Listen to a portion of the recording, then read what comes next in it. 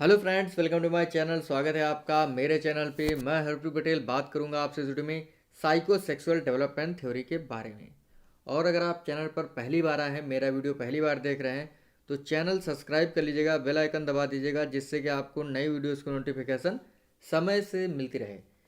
ये जो सिद्धांत है आपके लिए बहुत ही महत्वपूर्ण है, क्योंकि सीधे सीधे प्रश्न पूछा जाता है कि मनोलैंगिक सिद्धांत किसने दिया है, तो सिगमंड फ्रायड ने दिया है। और भी महत्वपूर्ण पॉइंट्स है, जैसे लिबिडो क्या है, नार्सिज्म क्या है, इलेक्ट्रा ग्रंथि क्या है, ऑडिपस ग्रंथि क्या है। तो इन सब चीज़ों को जानने के लिए आप वीडियो पूरा देखिएगा। और अगर आपने पिछली वीडियो नहीं देखे हैं तो ज़रूर देखिएगा, ठीक है। और अगर आप वीडियो की पीडीएफ डाउनलोड करना चाहते हैं तो डिस्क्रिप्शन में आपको टेलीग्राम ग्रुप का लिंक दे दिया जाएगा। ग्रुप से जुड़ जाइए और पीडीएफ डाउनलोड कर लीजिए। तो शुरू करते हैं आज का सिद्धांत, मनोलैंगिक सिद्धांत, साइकोसेक्सुअल डेवलपमेंट थ्योरी। ये सिद्धांत जो है सिगमंड फ्रायड ने दिया है। फ्रायड महोदय कहते हैं कि व्यक्तित्व के विकास में जो है, जो सेक्सुअलिटी होती है वो काफ़ी योगदान देती है। तो उसी पर जो है ये आपका सिद्धांत है, मनोलैंगिक सिद्धांत। इसमें कुछ पॉइंट्स हैं, जैसे नार्सिज्म। नार्सिज्म क्या होता है? ये शैशवावस्था की अवस्था होती है, और शैशवावस्था में बच्चा खुद से जो प्रेम करना है, करने लगता है, करने की जो प्रवृत्ति होती है वो होती है नार्सिज्म। आपने देखा होगा, जो शैशवावस्था में बच्चा होता है वो सजता संवरता है, शीशे के सामने, दर्पण के सामने खड़ा होता है और अपने आप को निहारता है। तो मतलब देखता है कि मैं कैसा लग रहा हूँ, अच्छा लग रहा हूँ या नहीं लग रहा हूँ। अगर उसके बाल अच्छे से नहीं बने होते हैं तो खुद अच्छे से बाल बनाता है। तो नार्सिज्म की प्रवृत्ति ऐसी होती है जिसमें बच्चा खुद से प्रेम करने लगता है, ठीक है। अगला पॉइंट है लिबिडो। लिखा हुआ है, काम शक्तियाँ, प्रेम स्नेह जिससे सुख की प्राप्ति होती है, वो होता है लिबिडो। यानी लिबिडो ऐसी अवधारणा है जिसके अंतर्गत जो है हम सुख प्राप्त करते हैं, चाहे वो काम शक्ति से सुख प्राप्त करें, प्रेम से प्राप्त करें या स्नेह से प्राप्त करें, ठीक है। तो इस चीज़ को आप लोग ध्यान रखिएगा। लिबिडो क्या है? काम शक्तियाँ, प्रेम और स्नेह जिससे सुख की प्राप्ति होती है, लिबिडो कहलाती है। तो देखिए, फ्रायड महोदय ने मनोलैंगिक सिद्धांत दिया है। इसमें 5 अवस्थाएं बताई थी। देख लेते हैं कौन कौन सी अवस्थाएं हैं। पहली अवस्था है मुखावस्था, ओरल स्टेज, जो थी जन्म से 1.5 वर्ष की अवस्था। दूसरी अवस्था बताई थी गुदावस्था, एनल स्टेज, जो थी 1.5 से 3 वर्ष की अवस्था। लिंग प्रधान अवस्था, फैलिक स्टेज, जो थी 3 से 6 वर्ष की अवस्था थी। अव्यक्ता अवस्था, जो कि लेटेंसी स्टेज कहलाता है इंग्लिश में, ये थी 6 से 12 वर्ष की अवस्था। और पांचवी अवस्था थी जनन इंद्रिय अवस्था, जेनिटल स्टेज, ये थी 12 वर्ष से अधिक की अवस्था। तो इनके बारे में हम लोग जानेंगे। अब बढ़ते हैं आगे। पहली अवस्था है मुखावस्था, ओरल स्टेज, यानी जन्म से 1.5 वर्ष की अवस्था। लिखा है, यह मनोलैंगिक अवस्था पहली अवस्था है, यानी मनोलैंगिक सिद्धांत की ये पहली अवस्था है। और मुखावस्था इसका नाम है। तो कह सकते हैं इसमें जो बच्चा होता है, जो उसका कामुकता का क्षेत्र होता है, वो मुख से होता है, मुख से जुड़ा होता है। यानी जो बच्चा होता है वो आनंद प्राप्त करता है मुख से। आपने देखा होगा, जो भी छोटा सा बच्चा होता है 1.5 वर्ष का, वो किसी भी चीज़ को अपने मुंह के अंदर डाल लेता है और उसे चूसने लगता है, काटने लगता है और चबाने लगता है। यानी ओरल जो स्टेज होती है, मुखावस्था होती है, इसमें जो बच्चा होता है वो अपने मुंह का प्रयोग करके जो है आनंद प्राप्त करता है, ठीक है। जैसे अंगूठा चूसने लगता है, उसको काटने लगता है, कोई खिलौना अगर उसके पास है मुंह में डाल लेगा तो उसे काटेगा, ठीक है। तो मुखावस्था जो होती है, इसमें जो बच्चा होता है वो मुख से जो है आनंद प्राप्त करता है। इस चीज़ को आप लोग ध्यान रखिएगा।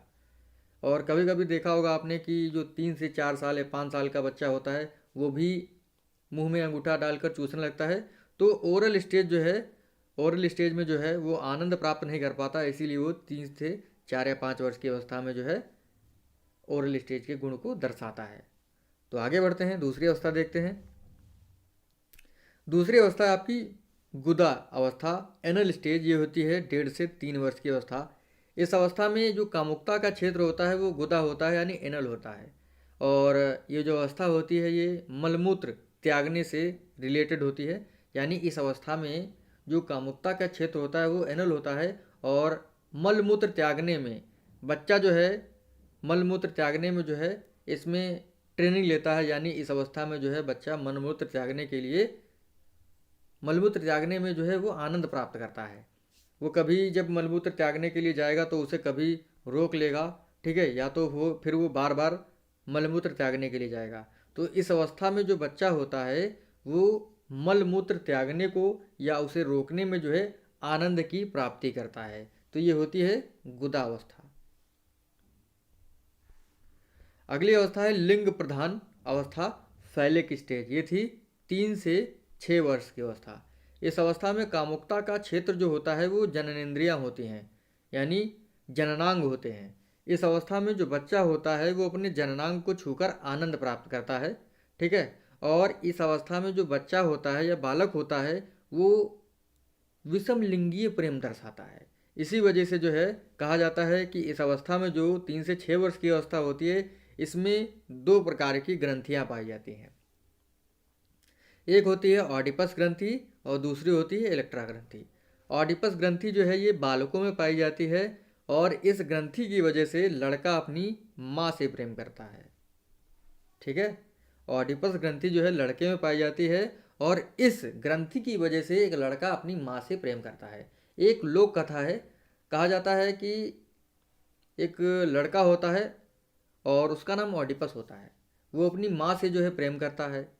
ठीक है, जिसकी वजह से वो अपने पिता को मरवा देता है और अपनी माँ से शादी कर लेता है। यानी ओडिपस नाम का जो लड़का था वो अपनी माँ से प्रेम करता था और इसी वजह से वो अपने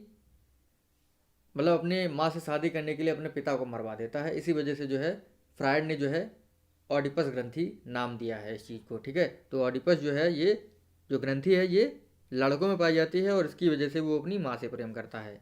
इलेक्ट्रा ग्रंथि क्या होती है? इलेक्ट्रा ग्रंथि जो होती है ये लड़कियों में पाई जाती है और इसकी वजह से लड़की अपने पिता से प्रेम करती है। और ये कौन सी अवस्था में होती है? 3 से 6 वर्ष की अवस्था में होती है। इस चीज़ को आप लोग ध्यान रखिएगा। और इस पर भी एक कहानी है कि एक लड़की होती है, उसका नाम इलेक्ट्रा होता है और वो अपने पिता से प्रेम करती है जिसकी वजह से वो अपनी माँ को मरवा देती है। इसी वजह से जो है फ्रायड ने इसे इलेक्ट्रा ग्रंथि नाम दिया है। तो इस चीज़ को आप लोग ध्यान रखिएगा। ऑडिपस ग्रंथि लड़कों में पाई जाती है, इलेक्ट्रा ग्रंथि जो है लड़कियों में पाई जाती है। तो आगे बढ़ते हैं, अगली अवस्था देखते हैं। ये है लेटेंसी स्टेज या अव्यक्ता अवस्था, यानी कुछ छिपा होता है इसमें जो लिबिडो यानी कामुकता का जो क्षेत्र होता है वो छिपा हुआ होता है। ठीक है, और ये अवस्था 6 से 12 वर्ष की होती है।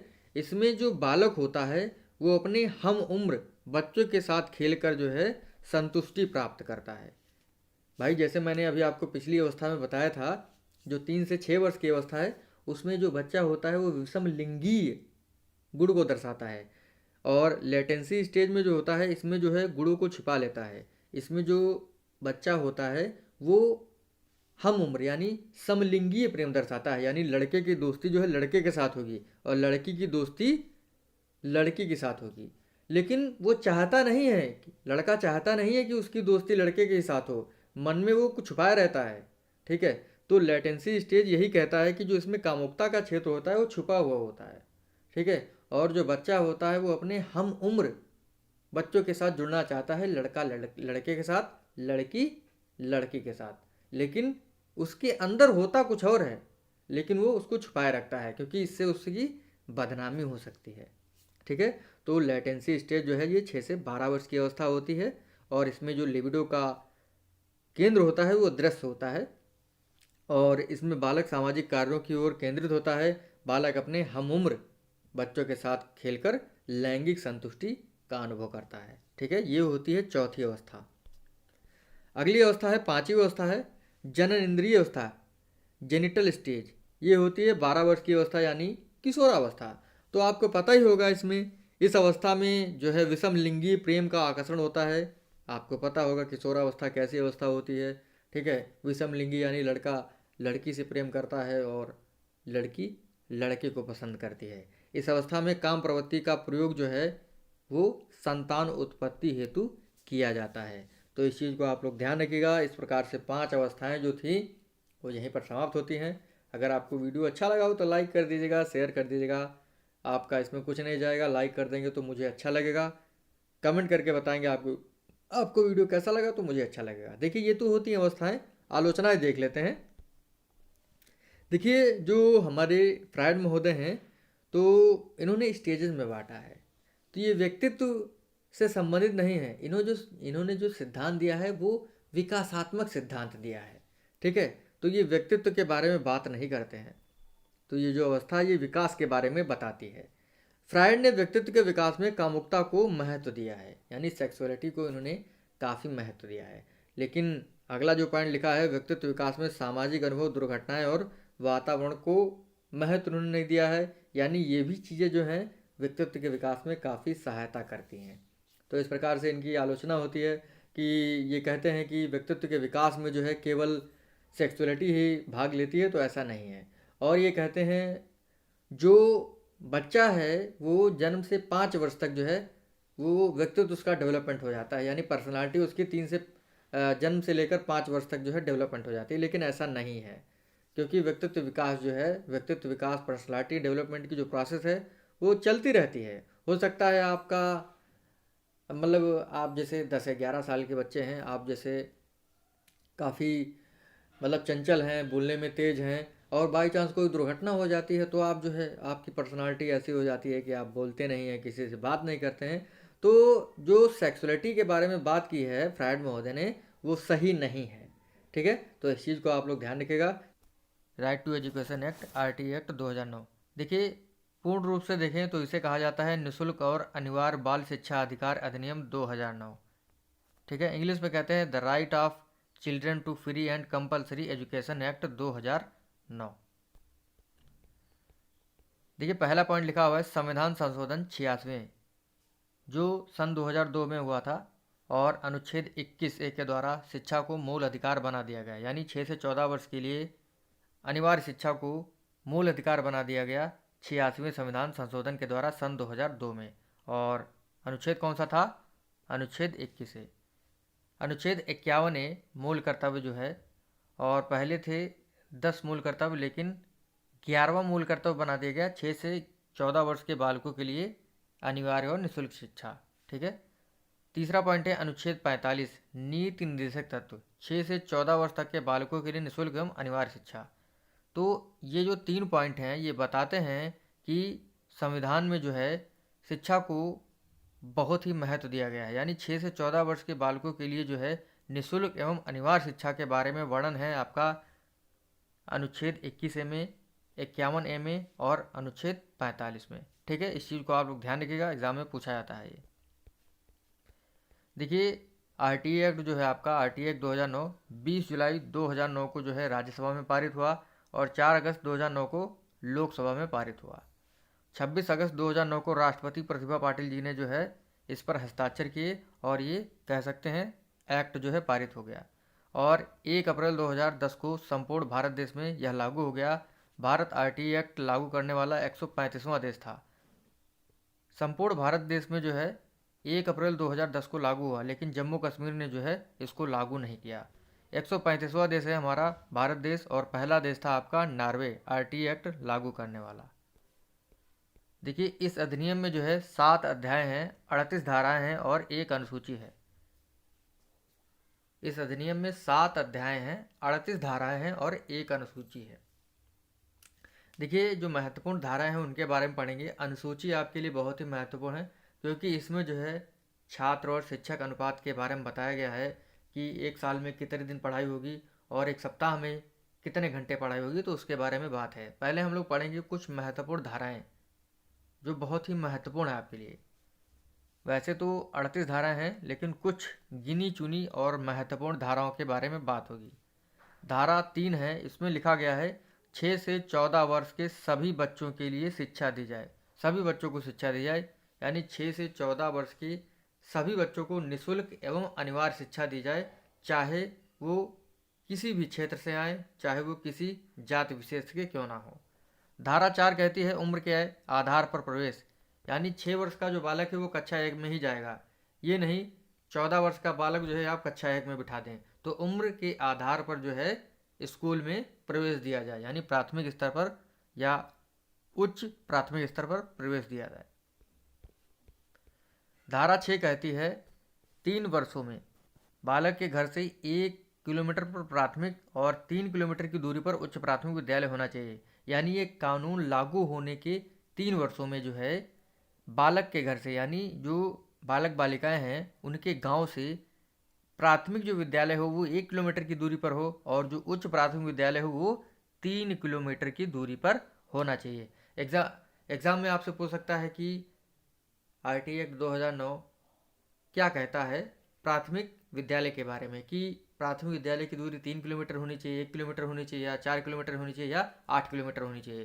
तो कितनी होनी चाहिए? प्राथमिक विद्यालय जो है गांव से 1 किलोमीटर की दूरी पर होना चाहिए, क्योंकि पहले जो स्कूल थे वो काफ़ी दूरी पर हुआ करते थे। तो इसी वजह से जो है आरटी एक्ट 2009 कहता है कि जो प्राथमिक स्तर हो जो प्राथमिक स्तर का विद्यालय हो वो जो है गांव से 1 किलोमीटर की दूरी पर होना चाहिए, और जो उच्च प्राथमिक स्तर का विद्यालय हो यानी जूनियर लेवल का जो विद्यालय हो वो गांव से 3 किलोमीटर की दूरी पर होना चाहिए। धारा 7 कहती है केंद्र और राज्य सरकार के व्यय का अनुपात, यानी कितना पैसा केंद्र लगाएगा और कितना पैसा राज्य लगाएगा, इसके बारे में बात होती है धारा 7 में। धारा 10 क्या कहती है? माता पिता का कर्तव्य है 6 से 14 वर्ष के सभी बच्चों को स्कूल भेजा जाए। लेकिन ऐसा नहीं होता है। गांव में देखा जाता है जो पेरेंट्स होते हैं वो जागरूक नहीं होते हैं और जो है वो बच्चों से काम कराते हैं। धारा 12 कहती है निजी विद्यालयों में 25% सीटें जो हैं वो SC ST और विकलांगों के लिए होनी चाहिए। यानी जो बड़े बड़े हाई फाई स्कूल प्राइवेट होते हैं उसमें 25% जो सीटें होनी चाहिए वो SC ST और विकलांगों के लिए होनी चाहिए। धारा 13 में पहला आपका वर्णन है प्रवेश शुल्क पर 10 गुना जुर्माना। अगर आप किसी बच्चे से प्रवेश शुल्क लेते हैं तो आप पर जो है 10 गुना जुर्माना लगाया जाएगा। यानी जो शिक्षा है 6 से 14 वर्ष की वो तो क्या है, वो तो निःशुल्क एवं अनिवार्य शिक्षा है। तो उसमें अगर आप क्या लेंगे, प्रवेश शुल्क लेंगे, तो आप पर जुर्माना लगेगा 10 गुना। अगर आप 200 रुपये लेते हैं तो 10 गुना कितना हो गया? 2000 रुपये। ठीक है, तो प्रवेश शुल्क नहीं लेना है।